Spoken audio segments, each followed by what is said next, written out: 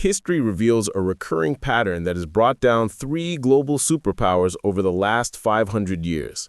Now, in 2025, the United States appears to be following that exact same trajectory, stage by stage, decision by decision, almost as if history itself is being replayed. In the late 1500s, Spain was the wealthiest empire the world had ever seen. It controlled vast quantities of gold and silver, commanded a dominant military in Europe, and its currency was recognized globally. Yet within 8 decades, Spain had fallen from its throne, bankrupt and diminished to a second-rate power that never regained its former glory. Fast forward to 1914, Britain ruled the largest empire in human history. Its territory spanned the globe, the sun never set on its lands, and the pound sterling served as the world's reserve currency. Just 40 years later, the empire had crumbled. The currency had weakened, and Britain had been reduced to a junior partner to a rising United States. In 1991, the Soviet Union, the other major superpower of the 20th century, collapsed within a mere 900 days. Not from war, but from economic breakdown.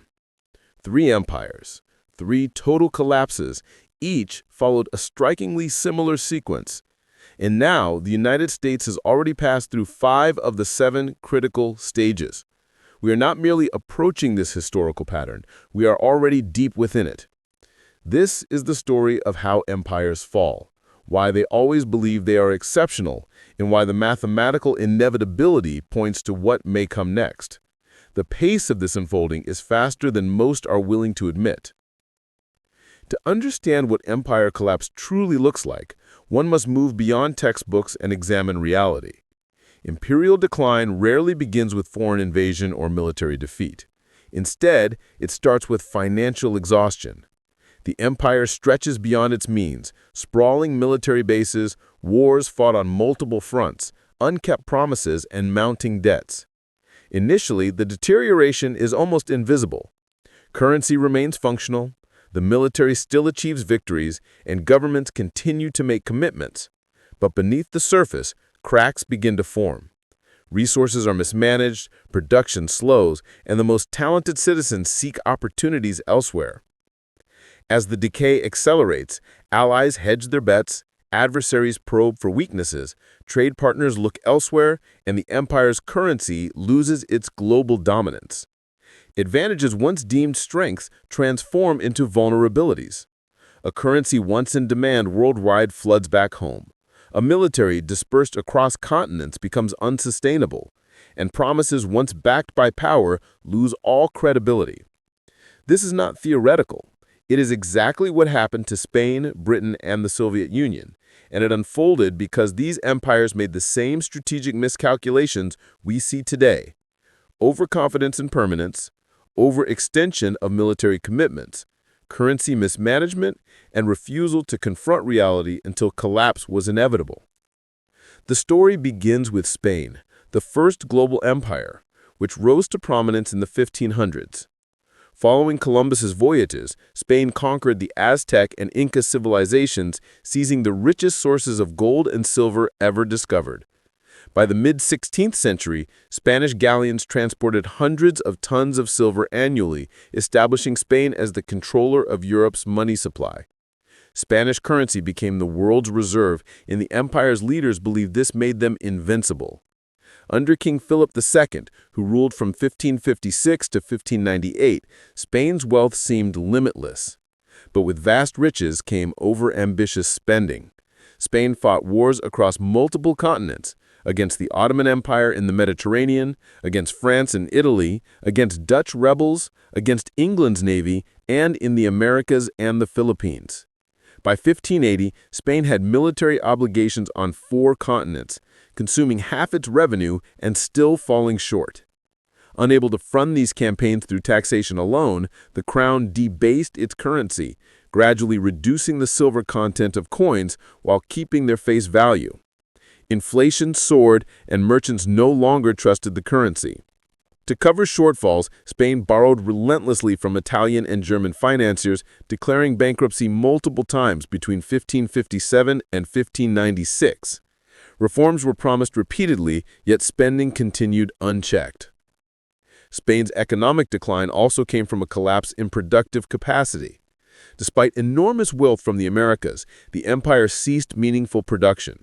Agriculture and manufacturing stagnated, nobles avoided work, and imported goods replaced domestic output. The gold and silver that flowed in was immediately spent abroad, leaving Spain reliant on imports and eventually vulnerable to the depletion of its mines. Social decay followed.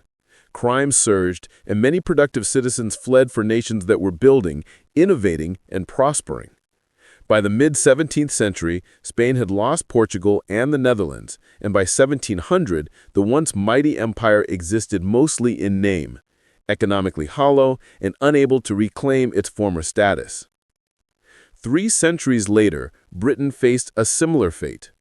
In the early 1900s, it controlled roughly a quarter of the world's land and 400 million people.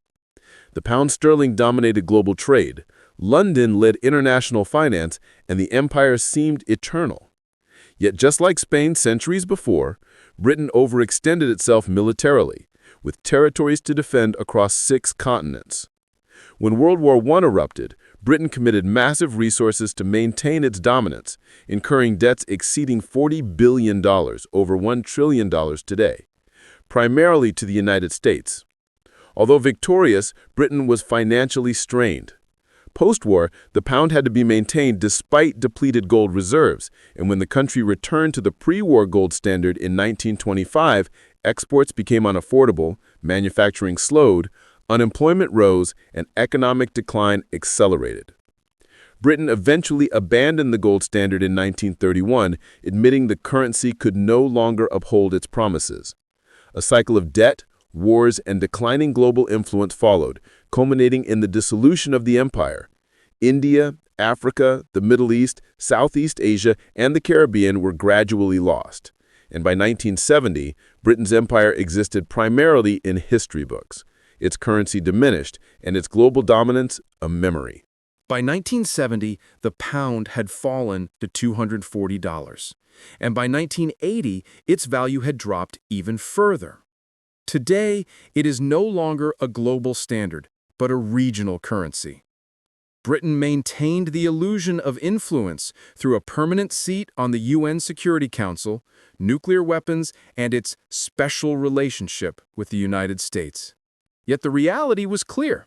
Britain was a former superpower, a shadow of its past glory, a living museum of what had once been great.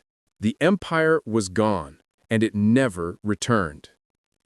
The next example in modern history is the Soviet Union from 1945 to 1991. Emerging from World War II, the USSR appeared unstoppable. Nuclear weapons, a powerful military presence across Eastern Europe, satellites in orbit, and a vision of global communist dominance. For decades, they competed with the United States, building tanks, missiles, and armies to match American capabilities. But beneath the surface, their economy was faltering. First came military overextension. The Soviet Union spent 15 to 20% of its GDP on defense, 3 times what the United States spent, trying to maintain parity with a far larger and more technologically advanced opponent. Supporting allies around the globe, Cuba, Syria, Vietnam, North Korea, Angola, Ethiopia, drained resources that the economy could not sustain. Economic stagnation followed. By the 1970s, Soviet growth had stalled. Oil revenue provided temporary relief, but industrial output was poor, farms were unproductive, and technology lagged decades behind the West. By the 1980s, the USSR, despite its fertile land, was importing grain. Central planning had crushed innovation, and with little incentive to produce, productivity collapsed. The ruble itself became unreliable.